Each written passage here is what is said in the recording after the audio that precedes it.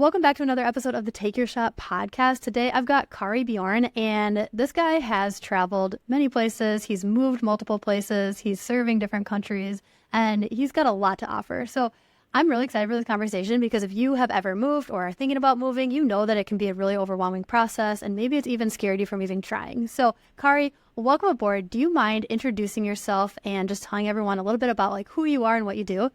Yeah, absolutely. My name is Kari Bjorn. My business is Kari Bjorn Photography. First of all, thank you for having me on. I'm really excited to be on your show and discuss one of the things that I hate the most in life, which is moving. But I've done a lot of it in the past few years. I'm originally from Reykjavik, Iceland, and been living in the U.S. for the past 10 years now. I got my start in photography shooting events, parties, galas, balls in New York City, and then kind of slowly transitioned into shooting weddings and elopements. And recently I've been going back to Iceland to photograph adventure elopements there. So that's kind of where I am right now. I'm based in West Hartford, Connecticut. My previous markets here in the US have been New York City, Gainesville, Florida, Buffalo, New York, Fayetteville, Arkansas, and now the entire state of Connecticut. In addition to that, I am really passionate about marketing, small business marketing, wedding photography marketing, and SEO as well, and offer some SEO services and consultations to other wedding photographers. I love it. I love it so much. So I know that there's so much that goes into moving and marketing in multiple locations. So for people who maybe have no experience doing that, like what is some advice you have for them for like their business and making sure that they can market in more than one place or move from one market to another? Yeah. So I think, well, in particular with moving markets, I would say kind of like on average, people will know that they're going to move or going to be super likely to move like 6 months out, maybe like 4 months out, depending. Like for me, my wife, she's a professor and she's moving up in the world of academia. So we've moved quite a bit for her job in the past few years. And, most of the time it's, within that kind of a time frame. So in like preparing my business in general for the move, I've kind of divided things into two categories here, like things you can do on the website front, on the SEO front, and then things kind of on the IRL front, things that you can do to like network, to get in front of brides and stuff like that. So if we just kind of start with websites, I would say one of the first things that I did when I made my most recent move was to audit the content on my entire domain. So that, involved just looking at every piece of blog post, page, any kind of like page that I have, just even thank you page that people get, tossed onto after they've completed the contact form, just looking at it and just making sure that no mention is of the old market on any of that content, unless I'm going to delete it or no index the page. And what I did is I took all the pieces of content on my website and gave them like a 1, 2, or 3 star rating. And the first one being to delete the page, and the second one being to no index the page, and the third one for changing the content and paraphrasing things that would fit better in a new market. And for the pages that I deleted, these were, by and large, low quality pages, like old blogs from weddings or, things that were just never going to be relevant in a new market. And in addition to that, these were kind of like orphan pages on my site, meaning that there were no links from other pages onto that site. So I could delete the page and not have to worry about any broken links popping up and hurting my SEO down the line. So that's pretty much what I did. Like old blogs, like I like to give people sneak peeks on my blog because people tend to send out those sneak peeks to their bridesmaids or their groomsmen or their families. And that means that I get extra traffic from my website. Like I would delete those kind of pages because like a sneak peek from a year ago is not going to be relevant in a new market and stuff like that. And all the pages that I no indexed were a little bit different. And for those who don't know what no indexing means, it's just putting a little bit of piece of code onto the page, which tells Google to disregard that page for indexing purposes. So Google knows that it exists, but it doesn't take it into account when it's looking at your whole domain. And these would be kind of pages like, I'd have a venue guide on, the 10 best wedding venues in Northwest Arkansas, which was my old market. And for every venue on that list would be a separate page that was dedicated to that specific venue with pictures that I had shot there, how much I liked the bridal suite or the outdoor space and whatnot. And these were just pages that were like not relevant in my new market. But for people, since I still wanted to have a little bit of traffic in the old market, I kept those pages up, like the venue guide, but no indexed all the individual venue pages. So the venue guide itself was still indexed because I still wanted to get a little bit of traffic before I moved, but no indexed all the individual pages because I knew that this was not going to be helpful for the ratio of my domain, which is a little bit of a side note here. When you're moving your entire domain, what matters a lot is kind of the ratio of pages that talk about the old market versus the new market. And you want to make sure you get your ratio up as quickly as possible when you're moving to a new market. And the last one is changing the content. So this would be like my homepage, my pricing page, my about page, my contact page, and stuff like this. And that's pretty quick to do because I'm not really changing the copy. I'm not really totally targeting a new audience, but I'm just making sure that there's no mention of the old market or any entities that were relevant in the old market, like the zoo in the old market or a park in the old market. That would just confuse people. So what I did is I just changed the content, just kind of paraphrased things, and then changed the slug or the URL ending for those pages so that it would rank better for the new market. Love that. I think that's so great. And then what other strategies would you say you'd have for people who are thinking about moving? Yeah. The next step after doing the content audit is just really produce. Because in SEO terms, when like you'll move your website to a new market a whole lot faster if the ratio of pages jumps up quicker, or you have the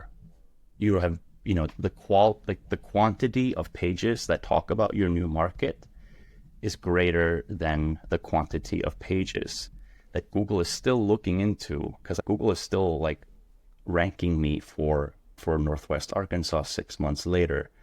So you really need to get a lot of content up in a very short amount of time. And that should be blogs and guides that talk about venues, engagement photo locations, other vendors, businesses. And what I also wanted to mention, which has done me pretty well as far as traffic goes, is to look for kind of content marketing opportunities that are not specifically wedding related, but are like kind of on the fringe of what engaged or soon to be engaged couples might be Googling for. And this might be like the best restaurants in your area, in your neighborhood, or in your state, and like day trip ideas, date night ideas, and things like that, just to make sure that you get a lot of content up on many fronts, not just in like completely like, brides are definitely going to be looking at venues, so they're going to be Googling for venues, but like just to make sure that your brand gets seen as quickly as possible, to look for like content opportunities that are not directly wedding related.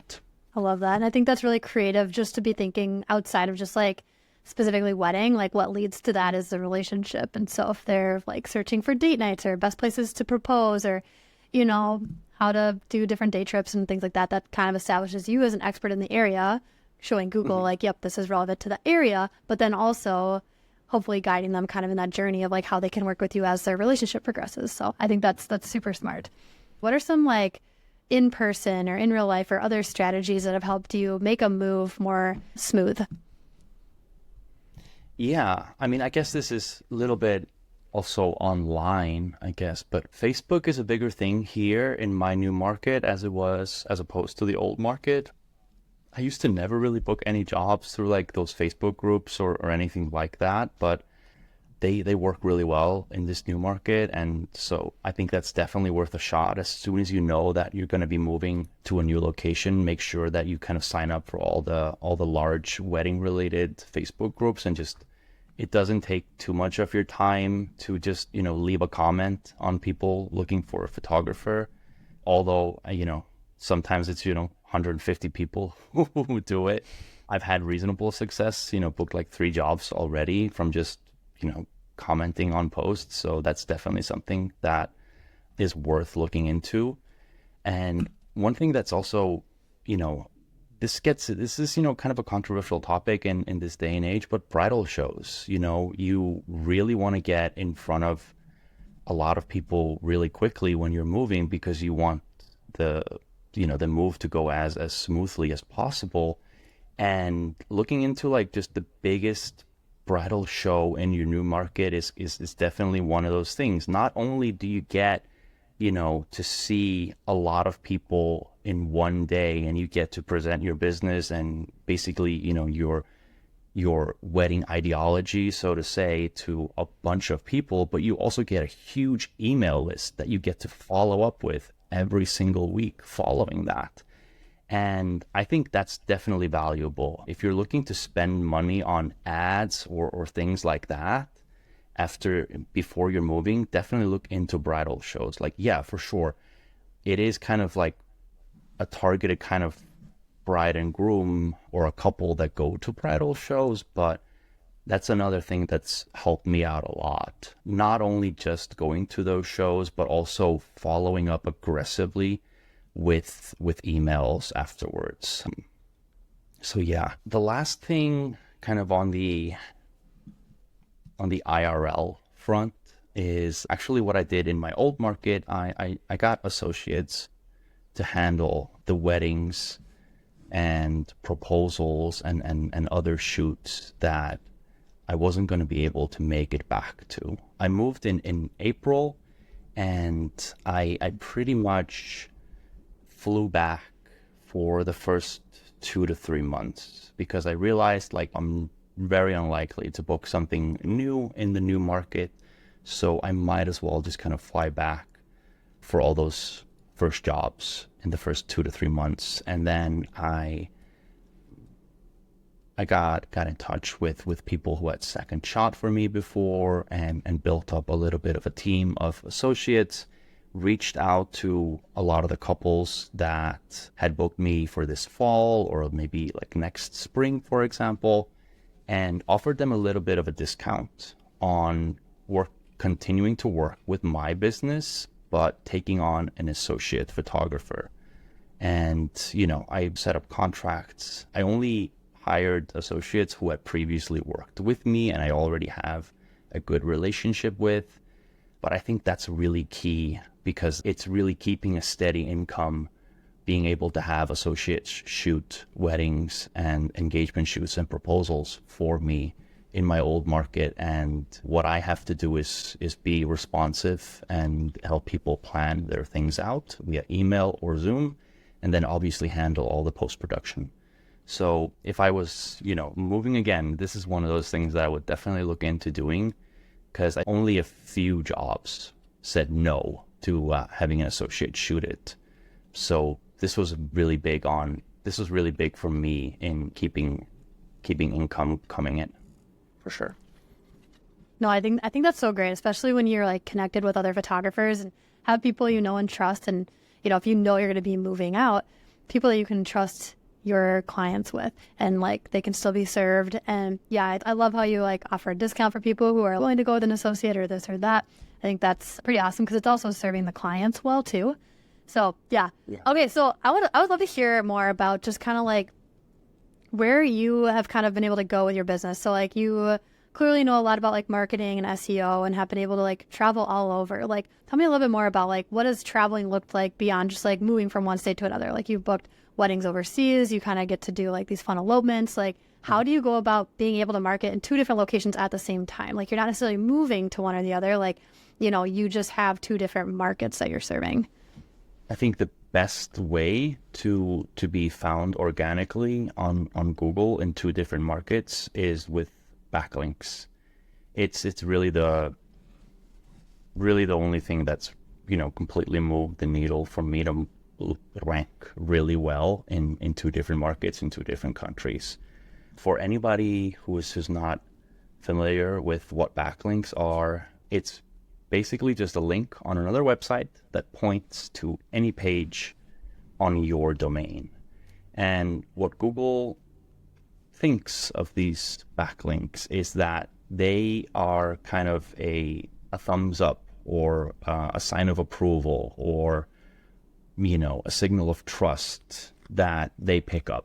So if and we can just frame it this way: if you are willing to link to another page, you're willing to send your users, your people who are reading your content over to another website for further information, Google sees that as probably the strongest signal of trust that, out of all the basic, 200, 500 plus ranking factors that are out there for organic rankings, I think backlinks, the amount and more importantly, the quality of backlinks matter the most over all the on-page SEO stuff, such as like formatting and making sure your keywords are in your headers or in the slug of the page.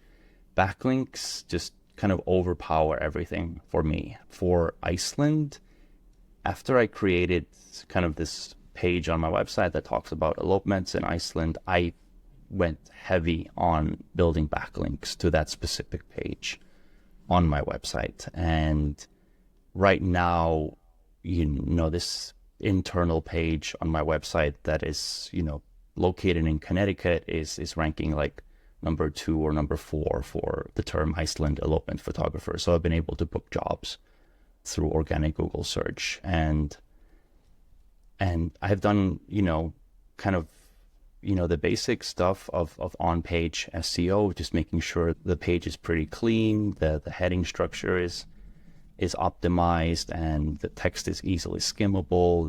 The images are they're not 15 megabytes, and the file name is img_3338. I've kind of made things. I like to say that I'm going to go off on a little bit of a rant here about this, but on-page SEO is basically everything that you can control on your website. Off-page SEO is everything that you cannot directly control, but you can kind of influence. So this would be essentially backlinks and also kind of brand mentions. If your brand gets mentioned in a text on a page, but there's no link, that's called a brand mention.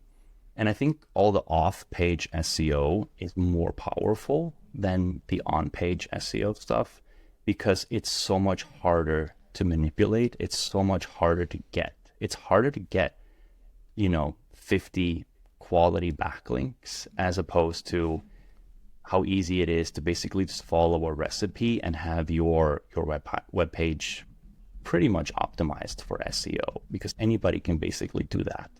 So I like to say that on-page SEO is like baking. You just kind of follow a recipe and it'll give you reasonable results, but it will only take you so far. And I think that's where backlinks or cooking is more of an art form. You kind of have to kind of figure out ways of getting other websites to link back to you with some creative ways of reaching out for guest posts or blogging about things that other websites might want to look for, and then will then link back to you in new pieces of content, reaching out to journalists and editors about your expertise, and basically stuff like that. But I help people with backlink problems. that's kind of my specialty with wedding photographers. I offer an SEO service one-on-one consultations, and most of what I do is look at a backlink profile of a web page and see where there's room for improvement. And that's usually where people have problems. Their website is perfect. It's, it has their main keyword in the H1 title of the homepage. All the meta tags are in place. All the pictures are optimized. The website is fast, but they have like 6 links. And that basically, in high school terms means you're like, you're the dork and you're not popular. I hate to make this kind of analogy here, but backlinks are kind of like, just making sure that your website is really popular. And it is essentially that. In my personal opinion, backlinks are really what moves the needle a lot when it comes to ranking on Google, because it is the hardest ranking factor for people to manipulate and to train with AI or to spam or to do any kind of toxic stuff with. So I'll leave it at that. Totally. No, and I think there's so many things that like you can do when it comes to SEO. And I think backlinks are kind of one of those things that if you have a strategy in place, you can definitely do it. But if you don't, it's not going to really necessarily happen on its own. Like you have to be really intentional about that. So I think that's great. If you don't mind me asking a quick question though about backlinks. So you mentioned like, having people do guest posts or blogging about like different topics that people might be interested in like linking back to. Like, do you mind just giving some tangible examples of like what that could look like? Just getting people thinking beyond just like having a wedding planner, put you on their preferred list or things like that. So things that are like a little bit more creative and out of the box. Oh, for sure. One good example of this is a backlink that I got from the New York Post about how to pop champagne on your wedding day. It's a blog post on my website that has like a step-by-step guide on like how to spray champagne in wedding pictures and engagement photos. And this blog post doesn't get a whole lot of traffic, but it was specifically written for this purpose. Occasionally, like, clients will tell me that they plan on bringing sparkling wine, and then I can refer them over to this blog post as kind of like a helpful piece of content. But it was also designed to get links from other pages who would, in the future be writing about popping champagne or, any kind of wedding and champagne related things. And this article on the New York Post was about a groom who spilled champagne all over his bride's wedding dress. And, in that news article, there's a link to my page about how to actually do it. So that's an example of doing things that are not necessarily exactly as I mentioned, kind of just reaching out to other people and asking to, blog on their blog or, asking to be put on preferred lists. One thing that I've also done, which has been pretty helpful, is put up images on free image sites such as Unsplash, and then following the images, following where they're being used, and directly reaching out to the websites that are using the images for free, just asking them for photo credit with a link back to the website. 80% of the time, it works. So that's another way to get backlinks that's a little bit more on autopilot. I just check the usage 2 to 3 times a month and have an email template that I send to the websites that are using my images. Obviously never ask them to take down the images or anything like that because they're using them. The terms are correct. They can use them without any credit, but I just send them a really kind email asking them to provide a link, and most of the times they do. I love that. I think that's really great. Go back to the New York Times example. Like when you wrote that post, did you know that New York Times was going to feature it, or did they just happen to find it because it was ranking and they just Googled it? Yeah, I was looking into keywords or looking into topics that had low competition, meaning that not a lot of people had written about it, which means that when you write that piece of content, it's way more likely to be number 1, 2, or 3. And I'm looking for like keywords and topics that are likely to be written about in the future, likely to be referenced in the future. So no, I had no idea that, this this was going to be written about. But I'm just thinking about topics that might be, yeah, as I mentioned, like might be written about in the future. One other thing, and I published this post like a month ago now, is a post about the 2025 wedding photography trends. That's a topic that some news outlets may or may not write about in the future, and my page is currently number 1 or 2 for that keyword. So if somebody writes about that content, they're very likely to land on my page and reference me as a source.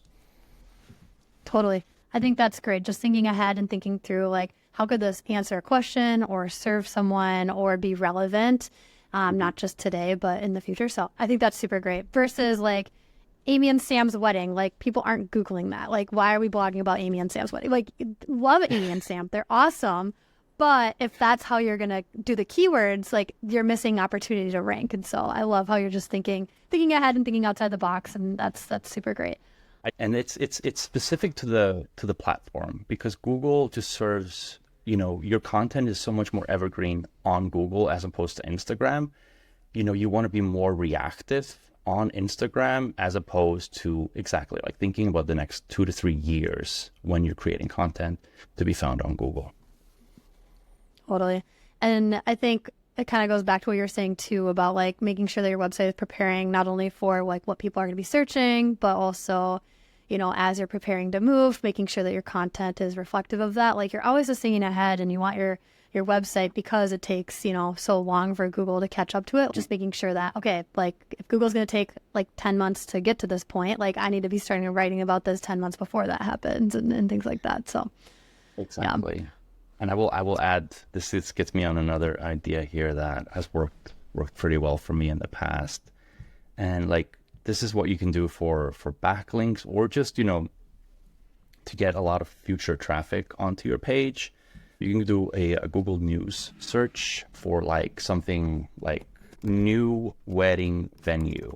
I'm typing this up as I'm saying it, and then hit news on your laptop, and making sure that you're only searching for like the most recent month or like the past 6 months or something like that. And it will often give you like news articles about a new venue that is just being in construction or just opened up.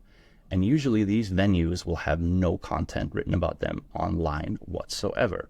So if you reach out to that venue, or even make a site visit and take some pictures and stuff like that, and then you blog about it, you are going to be the first piece of content on Google. And then a year down the line, you're going to be able to piggyback off of all the marketing that venue is doing on their own, because your page is obviously not ranking number 1 for the name of that venue, but probably like 2 or 3. So that's a pretty handful, pretty good thing that I've done in the past. I love that. And I think staying relevant, and even making a connection, if you're willing to like serve that venue and like be a partnership to them, then maybe like when they're looking at, we've already seen this work in this space, like from this photographer. It also helps like clients that are going to be touring see like, I love these photos. I love how natural it looks, or, whatever the style is. And they can envision themselves in your work through the photos you already provided the venue or the blog that you already wrote about it. So smart. I love that. More than just a generic popular wedding venue. Like, let's go after the new ones. Let's be relevant. Let's be ahead of the curve. It's great. Yeah, exactly. And you never really know if they are really on top with their marketing, and then, all of a sudden you're just getting, 20, 30 clicks, in a day, or, 80 clicks a month from basically just spending one day writing, or, having an interview with the owners of that venue and going there and taking a couple of pictures, because you have no competition outside of the actual venue themselves. How did you get into like figuring out SEO? I know you kind of talked about like, you've moved several times, and that's been something that, you've kind of had to do for your business, but like what kind of drew you into like, okay, yeah, I'm like really passionate about this specifically? It was really because I didn't want to pay for ads anymore. I just looked at like, how much am I spending on getting booked here, and like, why the F does this have to cost so much? And that's really just like, I started looking into just ways of making, of just free marketing, so to say. But like, obviously this isn't free, because you do spend a lot of time writing content, figuring out ways of getting your brand in front of people organically. So obviously it isn't free like that. But yeah, I think I think I'm a little bit of a competitive person by nature. So this is also kind of just gamifying things for myself, of like competing against other people that I don't really know anything about just ranking for keywords. I just think it's kind of my personality in that sense. But it was mostly just, I don't want to pay $600 $800 a month across platforms on the not Google ads, Facebook ads, Instagram boosts, or whatever they call it anymore. And that was my main motivator. And from there, it's been a lot of trial and error. I have a lot of content that never took off and never really worked. But it's been a lot of trial and error, a lot of spaghetti thrown at the wall to see what sticks, to figure out really what works. And that's what's kind of interesting. Like sometimes things really work in one market and they don't really work too well in another market. And when I mentioned like Facebook, just being really strong in this new market that I'm in, and it was, people, I would consider myself kind of middle of the pack as far as pricing goes, and maybe in my old market like slightly above medium. And Facebook back there was really just budget people, really just people looking for a photographer that is not going to take your arm and leg off.